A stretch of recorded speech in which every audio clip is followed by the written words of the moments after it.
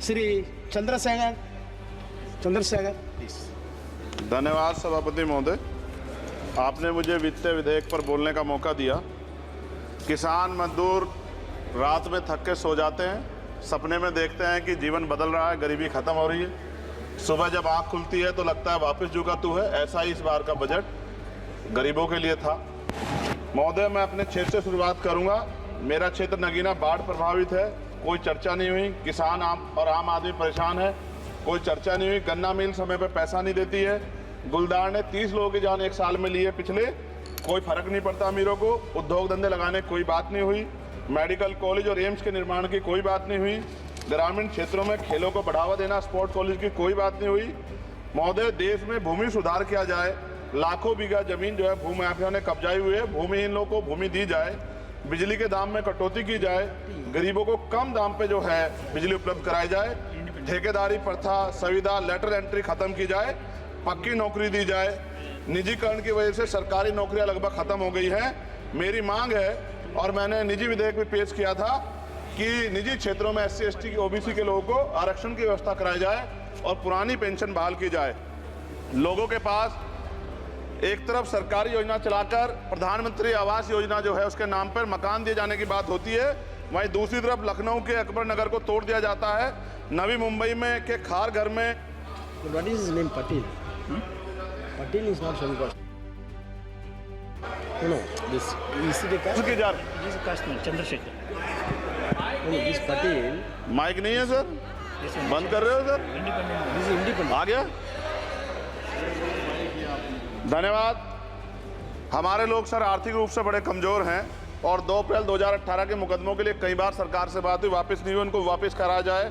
भीमा को वकीलों को बहुत पैसे लगते हैं सर। भीमा कोरे गांव में 3000 लोगों पे मुकदमे हुए थे महाराष्ट्र में, वो वापस नहीं हुए। पुणे में दीक्षा भूमि जो हमारा गौरव है, उसका वहाँ पार्किंग बना के उसको अपमानित किया जा रहा है, इसको बंद कराया जाए। पेट्रोल पंप के जो डीलर्स मार्जिन है वो 2017 से नहीं बढ़ा सर, इसका असर ग्राहकों पे पड़ता है।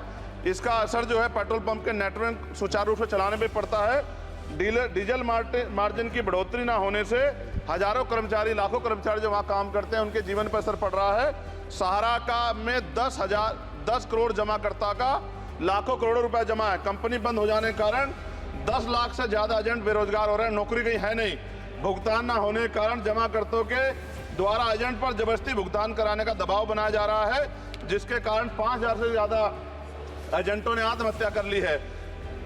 सभापति महोदय, उत्तर प्रदेश देश का सबसे बड़ा सूबा है, उसको इस बजट में कुछ नहीं मिला और बहुत सारे मेंबर, 80 के लगभग हम मेंबर जो है उत्तर प्रदेश जीत के आए, ना के बराबर मिला। यूपी में 25 करोड़ से ज्यादा आबादी है उत्तर प्रदेश के अंदर, 5 किलो राशन सरकार दे रही है, लेकिन जीवन जीने के लिए काफी नहीं है। और भी बुनियादी सुविधा की जरूरत पड़ती है। अगर इज्जत की जिंदगी चाहिए, उसके लिए सरकार के पास कोई उपाय नहीं है। यूपी जब एक बड़ा राज्य है, लेकिन यूपी में भाजपा सरकार की विकास गति बहुत धीमी है। हमारी सरकार से, केंद्र की सरकार से मांग है, हमें यूपी की सरकार की चिंता नहीं है, लेकिन यूपी की जनता की चिंता है। मैं मांग करता हूं कि यूपी को 4 भागों में विभाजित किया जाए।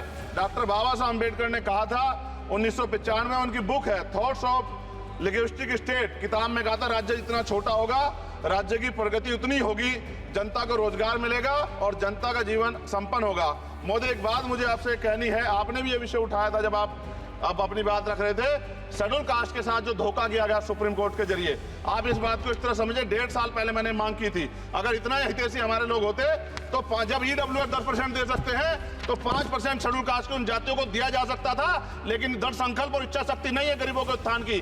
साथ साथ OBC की जातियां, उनको भी दिया जा सकता था।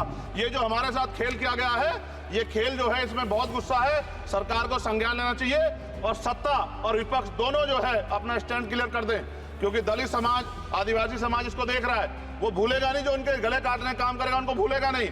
और साथ साथ एक जो मेरी पर्सनल है सर, अभी मैं सुबह से प्रयास कर रहा था कि विनेश के लिए बोलूं, जब उसको डिस्क्वालीफाई किया गया, विनेश या नहीं, लेकिन ऐसा लगा जैसे हमें चाकू घुसेड़ दिया गया। मेरे आज भी याद है उस प्रोटेस्ट में मैंने रातें काटी हैं और 4-4 गोली खाई मैंने। ये देश की अस्मिता से जुड़ा मामला था, पर हमारी मांग ये थी कि सरकार स्टैंड क्लियर कर दे, तब भी सुनवाई नहीं की गई। जब मंत्री बोलने आए तो हमने उनसे कहा कि हमें कुछ इन्फॉर्मेशन चाहिए, उस पर बात नहीं हुई। सवाल ये है सर, 1 गोल्ड हमारे लिए आ रहा था और जब ये गोल्ड आता देश गौरवान्वित होता। और क्या व्यवस्था थी सर कि उसका वेट बढ़ गया, पता ही नहीं लगा सिस्टम के लोगों को। क्या बेवकूफ़ी की गई है। ये सोचने का विषय है सर। ये बहुत महत्वपूर्ण देश की बेटी का मामला है। ये हरियाणा की बेटी नहीं है सर, वो एक जात की बेटी नहीं है, वो हमारी बहन है, देश की बेटी है। और आपने क्या किया हरियाणा के साथ? आपने हरियाणा का बजट कम किया, जबकि सबसे ज्यादा मेडल हरियाणा लेके आता है। ये गलत है सर, ये धोखा है।